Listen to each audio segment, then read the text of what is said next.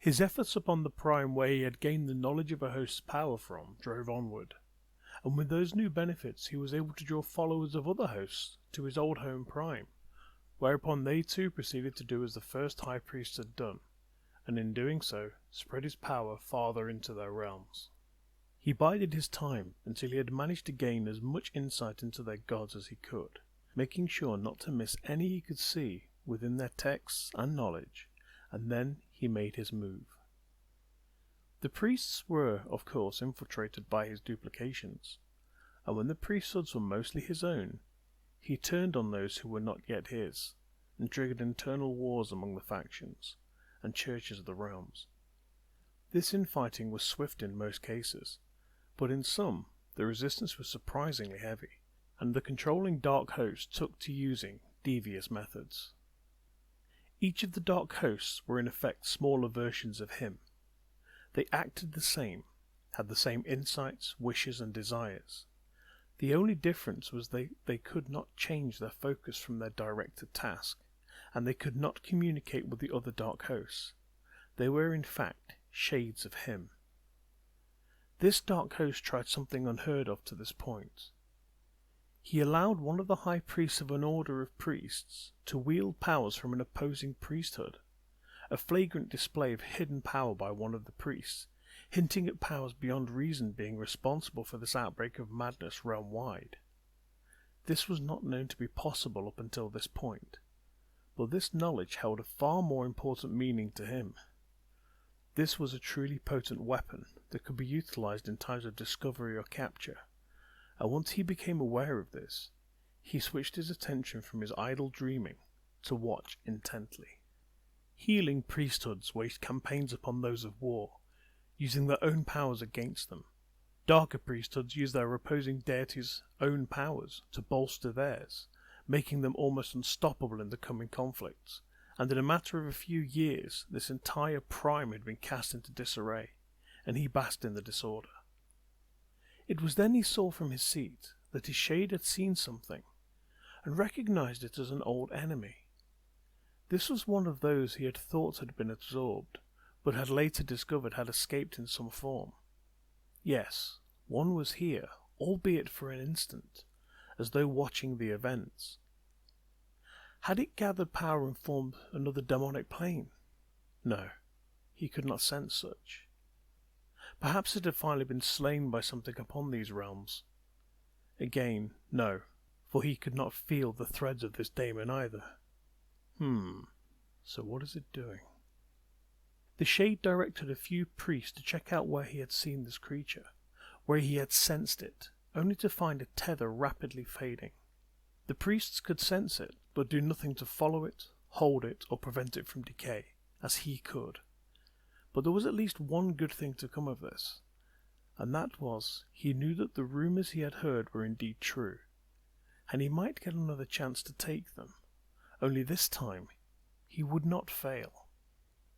His shade spent many years erecting a great portal and a channeling device, a gigantic monolith, to attempt to pick up any faint threads of this visitation, but found nothing.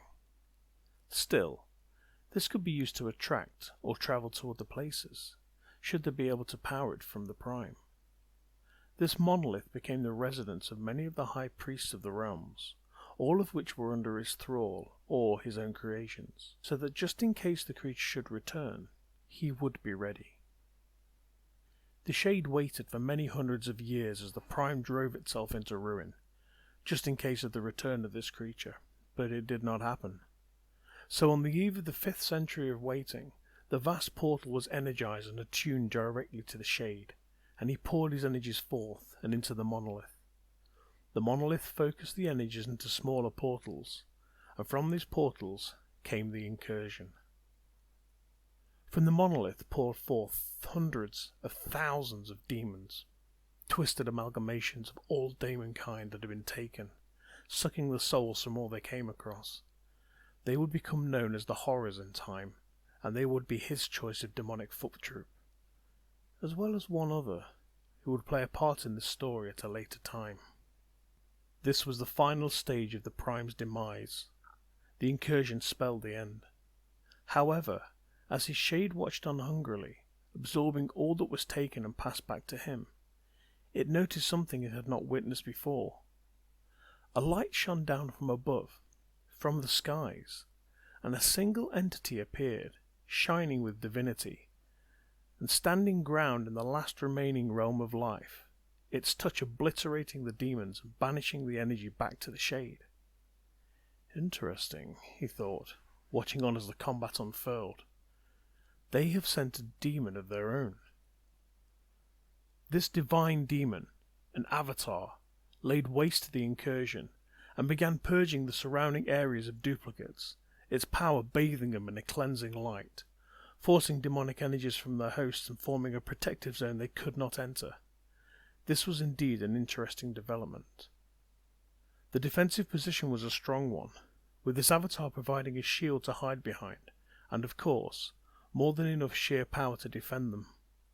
But there was a weakness that he knew of, and he was sure they would not have thought of it.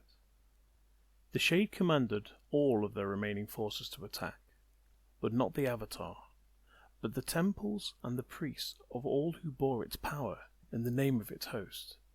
This was a gamble, but one that would ultimately pay off, even though it was one that took months to achieve. For as the last of the followers gasped their final breath, as their life force was drawn from them, and the last altar was smashed, the Avatar flickered, its power waning fast, and it tried desperately to hold back the renewed hordes. The last thing that the host of the Avatar heard was the scream of life leaving that prime, as it was taken, leaving the Avatar untouched. They took it all before finally turning on the now almost faded form of the host's light, encircling it, penning it in. The Shade projected itself into one of its followers, and talked to the host directly, or more precisely, it stood there allowing it to gaze upon the threads it knew so well, and the horror that shone back at the Shade was welcomed with a cacophony of howls and screams as the horde ripped the shell apart. This was the fall of another of the Prime. A world full of life, of hope, of sentience, but no more. And as the last of that was stripped away, the host looked down from afar and mourned the loss of yet another Prime.